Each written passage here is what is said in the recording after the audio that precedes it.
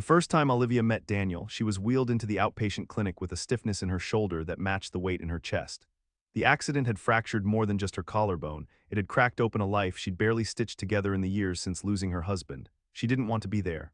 The fluorescent lights felt too harsh, the air too bright with cheerfulness she couldn't return. And Daniel, standing at the reception desk with his easy smile and navy scrubs, looked like the kind of man who still believed in better days. She wasn't ready for better days. Olivia Bennett, he called, scanning the waiting room. She didn't raise her hand at first. She was still trying to figure out how a person moved forward when everything inside of them still ached backward. "That's me," she said finally, her voice steadier than she felt. Daniel approached with a clipboard and a gentle expression. He didn't offer false enthusiasm, just nodded as though he could already see something in her that needed quiet handling. "I'm Daniel, I'll be working with you for your sessions. Should we get started?" She followed him reluctantly, careful not to meet his eyes. In the therapy room he went over the basics: range of motion, goals, the plan for recovery. Her fingers curled around the armrest as he spoke. "Pain is expected," he said, "but we work within your limit. You guide the pace." His voice was calm, grounded. It reminded her of how her husband, Matt, used to speak to her when she'd come home from long nursing shifts, drained and quiet. That tone you use with someone who doesn't need fixing, just understanding. Her shoulder throbbed at the first stretch. She flinched, expecting a lecture, but Daniel didn't say a word, just softened the pressure and watched her face like it was more important than the textbook angles of her arm. Weeks passed. Their sessions were clinical, but something beneath them was. He never asked too much, never pushed.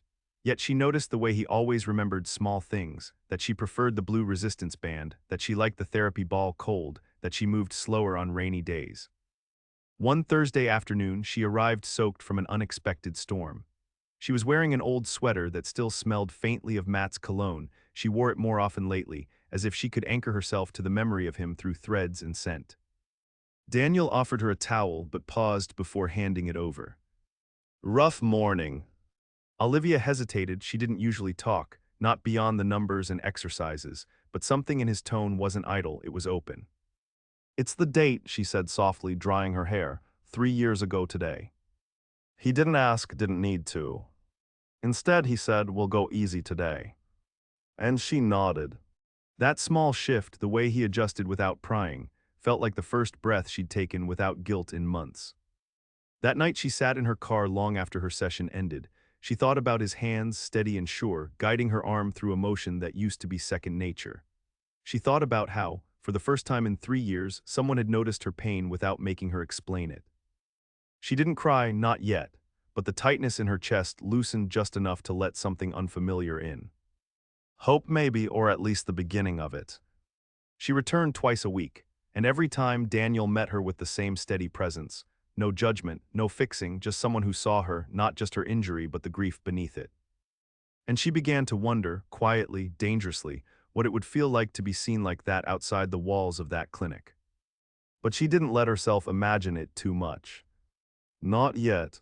The scar on her shoulder still ached when it rained, and the scar inside her heart hadn't finished bleeding. Still, she showed up. And Daniel never once stopped noticing. By late October, Olivia had regained most of the movement in her shoulder. She could reach the top shelf in her kitchen again, stir a pot of soup without wincing, lift a grocery bag without bracing herself. But it was what she couldn't name that lingered, the strange quiet that filled her apartment at night, the kind that stretched too wide when there was no one beside you brushing their teeth or asking about your day. Daniel noticed things, not in a way that overwhelmed, but in the way certain people do when they've made a habit of paying attention. One afternoon, she was sitting on the edge of the therapy table, rolling her shoulder with slow precision. Her eyes drifted to the window, where dry leaves skated across the pavement. "You like autumn?" Daniel asked, keeping his voice light as he prepped the ultrasound machine. She shrugged, used to. "My husband and I got married in October." There it was out again, that word, husband. She hadn't meant to say it, but it came like a reflex, and once it did, she didn't take it back. Daniel glanced up, not with pity, but with something else, like he understood that the sentence had more weight than she wanted to admit. He didn't follow it with a question, just turned on the device and began the next part of her treatment. The hum filled the space between them, and Olivia let her body relax into the warmth. Later, as she reached for her coat, Daniel said, "If you ever want to take your exercises outside, when it's not raining, I'm happy to adjust the program. Movement's different when it's not surrounded by walls." She didn't answer right away, but that night she thought about it. She thought about how she used to walk trails with Matt in the fall, kicking at leaves, their hands brushing like it was still new between them. The next session, she surprised both of them. "I'd like to try outside," she said, folding her arms loosely across her chest. Daniel looked at her for a beat, then nodded. "There's a small park behind the building, quiet, we can start there." They walked side by side along a narrow path framed with fading trees. She moved cautiously, still guarding her shoulder. Daniel didn't speak unless she did, and when he offered instructions, it was in that calm tone she had come to associate with comfort. Halfway through, they sat on a bench. She rotated her arm gently, feeling the ache settle into something manageable. "You always wanted to do this?" she asked, her voice breaking the stillness. "Physical therapy?" he asked, then smiled. "Not always. I started in med school, thought I'd be a surgeon, but something shifted when my dad had a stroke. Watching him relearn how to walk, I realized I didn't want to fix people, I wanted to walk beside them." Olivia turned to him. There was something quiet and honest in the way he said it, like he wasn't trying to impress her, just telling the truth. "What happened to your dad?" "He passed a few years later, but not before he danced with my mom in the kitchen again. That's what I remember most." Her breath caught, not because of what he said, but because of how he said it. Like it mattered to him, the way small things mattered. Like dancing in a kitchen was enough to make a life feel whole. She looked down at her hands. "I stopped dancing," she said quietly. "After Matt died, couldn't bear music for a while or laughter, it felt like betrayal." Daniel didn't fill the silence, he just let it exist. She was grateful for that, for someone who didn't rush to make the pain pretty. The wind picked up. Olivia pulled her sleeves over her hands and stood. "Thank you," she said, though she wasn't sure what exactly she was thanking him for. He nodded once, "Same time next week." She hesitated, then gave a small smile. "Yeah, I'd like that." From then on, they met at the park when the weather allowed. The therapy was still therapy, but it felt different outside, less clinical, more like something shared. One afternoon, as they stretched near a bench dusted with fallen leaves, a gust of wind sent a handful of yellow maple leaves spiraling between them. Olivia reached up instinctively, her arm lifting higher than it had since the accident. Daniel caught the movement with a quick glance, a smile tugging at the corner of his mouth. "Look at that," he said. She blinked, realizing what she'd done. Her eyes met his and she smiled back, something warm blooming under her ribs. She was healing. Not just the shoulder. Something deeper. And she didn't know it yet, but so was he. It was a Tuesday when Olivia walked into the clinic without the sling.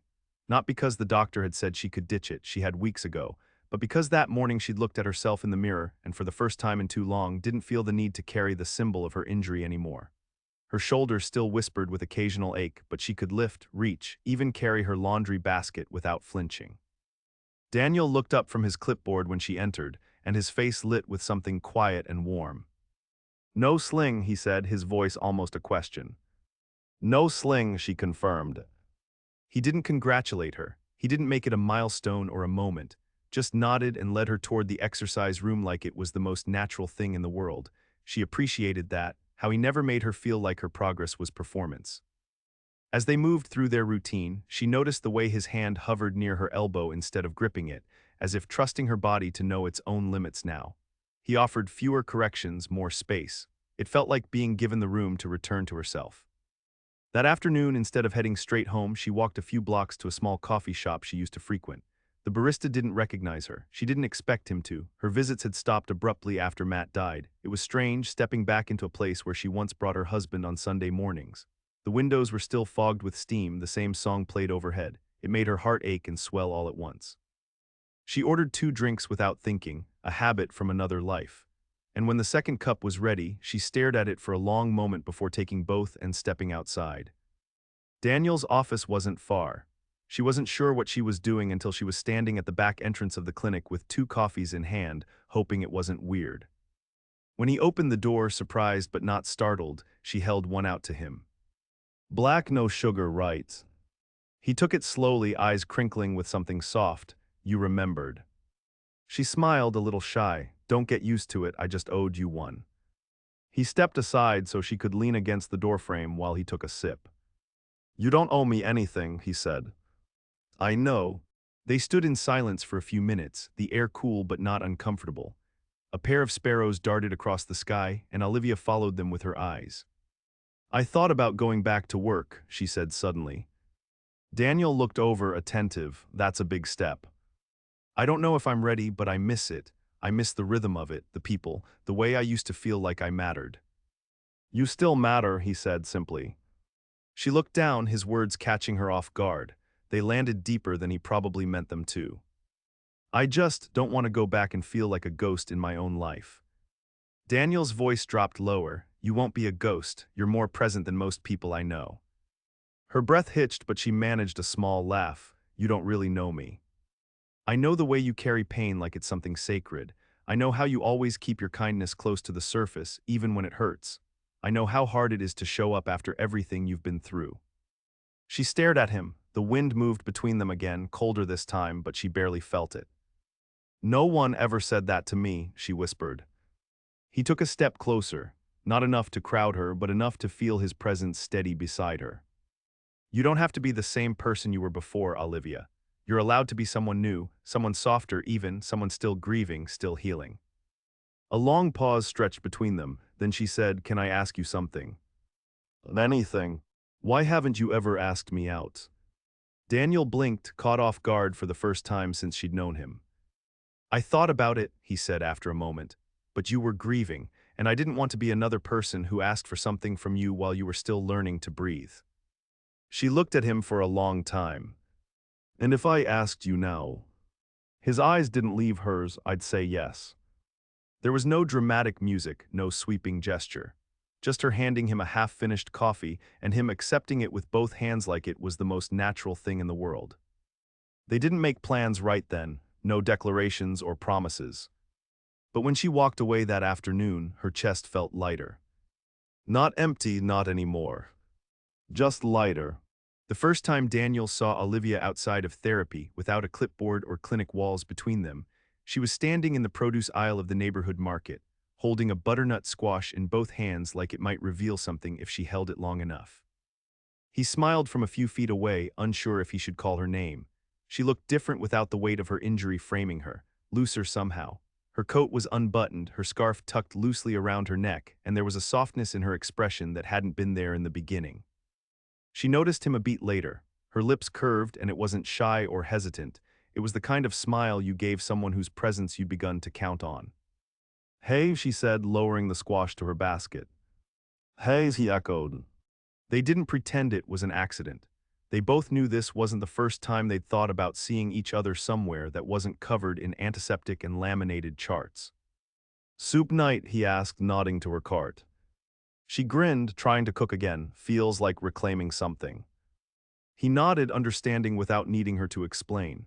After a pause, she tilted her head. Want to come by, I mean only if you're free and hungry. Daniel blinked once and then his smile returned. I'd like that. Her apartment was small but warm. The walls were pale green and in the corner a dusty guitar leaned against a shelf crowded with books. He noticed a framed photo turned slightly away from the rest, matte, he assumed, but didn't ask. The air smelled of rosemary and garlic. Olivia moved easily now, her arm fluid as she chopped vegetables, stirring with one hand while pouring wine with the other. She seemed different in her own space, lighter but grounded. He watched as she hummed absent-mindedly to an old jazz record playing low in the background. It wasn't the version of her he'd met in the clinic, but it was her, more fully so. They sat on the floor, cushions and bowls between them. The soup was simple good. He complimented it and she laughed softly. You should have tasted my first attempt a few months ago. I cried halfway through chopping onions and ordered takeout instead. He didn't laugh, just looked at her like he was watching someone slowly step back into the light. You're doing more than just cooking, he said gently. She met his gaze, eyes wide and a little tired but beautiful in their clarity. Sometimes I wonder if I should feel guilty for this, she admitted, for feeling something again, for letting someone in. Daniel didn't reach for her hand. He didn't try to fix the way her voice trembled on the last word. Instead, he said, you loved him. That doesn't disappear, but loving again doesn't erase that. It just means your heart is still capable of holding more. She closed her eyes and something inside her, tight and tangled, let go. They didn't kiss that night. There was no need. Everything in the air between them was already intimate. Not romantic in the cinematic way, but in the way that makes someone feel like home after a long season of being lost. Over the next few weeks, they saw each other in quiet, consistent ways. Small lunches, shared walks, books passed between them like gifts. He started picking her up on the days they both worked late, and she began keeping an extra mug for him in her cabinet. One evening, Olivia came to his apartment for the first time. It was modest, sparse, but thoughtfully arranged. On his bookshelf sat a single photo of his parents, and beside it, a card that looked hand-painted by a child. She noticed his eyes lingered on it before he closed the shelf door. "My niece," he explained. "She gave me that when she found out I was a therapist, said I was a healer of muscles and sadness." Olivia laughed, the sound low and warm. She's not wrong. Later, he played a few chords on the old upright piano near his window. She leaned against the doorframe, arms crossed, shoulder fully recovered now, though she still occasionally rotated it when she was thinking. "You ever write your own music?" she asked. He looked up, his fingers resting on the keys. "Not since college. Used to, got scared of the silence that came after." She nodded, understanding that too well. "Play something," she said. He did. It wasn't perfect, but it was real. The kind of sound that filled a space without asking for attention. When he finished, she stepped closer, placed a hand on the edge of the piano, then on his shoulder. There was a pause, breathless but not rushed, before she leaned in and pressed her lips to his. It wasn't a dramatic kiss, it was quiet, earnest, the kind of kiss that said, "I see you and I trust you and I'm still learning how to want without fear, but I do." Daniel's hand moved gently to her waist. He didn't deepen it, didn't demand more. He just stayed with her in it exactly as she was. When they pulled back, she rested her forehead against his. "I don't know what I'm doing," she whispered. "You don't have to," he said. Outside, the wind moved through the trees, carrying the last of the autumn leaves into the night. Inside, they stood in the stillness of something tender, something blooming not because it was easy, but because they'd both learned to sit with pain long enough to make room for grace. It wasn't love yet, but it was on its way. Winter came slow that year, the kind that tiptoed in with soft mornings and frost-lined windows rather than sudden storms. Olivia found herself waking before her alarm, slipping out from under the covers to make tea while the sky was still a dull blue. There was peace in the early quiet now, a kind of steadiness she hadn't known she missed. She and Daniel didn't talk about what they were, not at first. Their closeness unfolded like pages of a well-worn book, familiar and new all at once.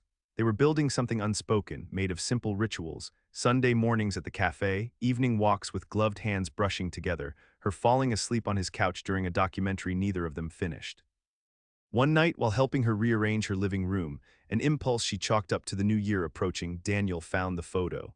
The one of Matt in a frame with a crack down one corner, tucked behind a row of paperbacks. He didn't ask, just looked at it for a long moment, then placed it gently on the coffee table. "You don't have to hide him from me," he said softly. Olivia stood still, the breath catching in her chest. "I wasn't hiding him," she said. "I just didn't know where he belonged anymore." Daniel looked up at her, the softness in his eyes steady and unwavering. "He's part of your story. I never wanted to take that away." And something in her cracked open again, but this time it didn't hurt. It felt like permission, like being seen and held in the same breath. That night after he'd gone, she sat beside the photo. She lit a candle and let herself remember, not the hospital, not the long goodbye, but the small things, the crooked way Matt folded towels, his half-hummed songs while making coffee, the way he kissed her cheek in passing like it was a promise. Then she tucked the photo into the shelf again, not behind anything this time, just among the books in plain view. It felt right. By February, she'd returned to work part-time at the clinic she used to love. The smell of antiseptic and fresh linens no longer stung the way it once did. Her coworkers welcomed her with cautious warmth, and she let them. She started laughing again, first small laughs, the kind that slip out when you least expect them, then real ones, full-bodied and free. One afternoon after work, she and Daniel met at the park, the same one where she first lifted her arm without thinking. The snow was beginning to melt, the ground soft with the scent of thawing earth. They walked the old loop in silence for a while, the kind of silence that doesn't press for filling. "I saw you today," he said. "Walking down the hall at the clinic, you looked full." She raised a brow, amused, full. Alive, present, you moved like you belonged again. She smiled, feeling the truth of it deep in her chest. "I think I do." They stopped near the bench where she'd once told him about Matt. She sat, brushing snow from the seat beside her. I think I was afraid to feel again, she said. Afraid that if I did, I'd lose him all over again. But it turns out grief doesn't ask you to stop loving, it just asks you to carry it differently. Daniel sat beside her, their knees barely touching. You've carried it with grace, he said. She turned toward him, something shining in her eyes. Not quite tears, not quite joy, but the quiet relief of finally arriving somewhere safe. And you, she said, her voice softer now, you've carried me in ways you don't even know. He didn't respond with words, just reached for her hand, lacing his fingers through hers, warm and certain. Later, as the sun sank behind the trees and the last of the light painted the snow gold, she leaned her head on his shoulder. I loved him, she said, and I love who I'm becoming now, both can be true. Daniel kissed the top of her head, a gentle affirmation of everything she was still learning to hold. When spring came, it did so gently. Crocuses pushed through the earth beside sidewalks, and the air filled with the scent of change. Olivia stood in her kitchen one morning, stirring oatmeal while Daniel sat at the table reading. Her shoulder barely ached anymore. Sometimes she forgot it had ever broken. But the memory lived there not as pain, but as a quiet reminder. She turned toward him, the sun behind her casting long shadows across the room. You were just supposed to be my physical therapist, she said, a teasing smile on her lips. Daniel looked up, setting his book aside, and now. She crossed the room slowly, her palm finding the edge of his jaw. Now, she said, you're the only one who's ever truly understood my pain and loved me through it anyway. He stood, wrapped his arms around her, and held her without need for more words. Because sometimes healing wasn't about forgetting the pain or undoing the past. It was about finding someone who saw every scar, every shadow, and stayed. And in that quiet, steady love, Olivia finally came home to herself.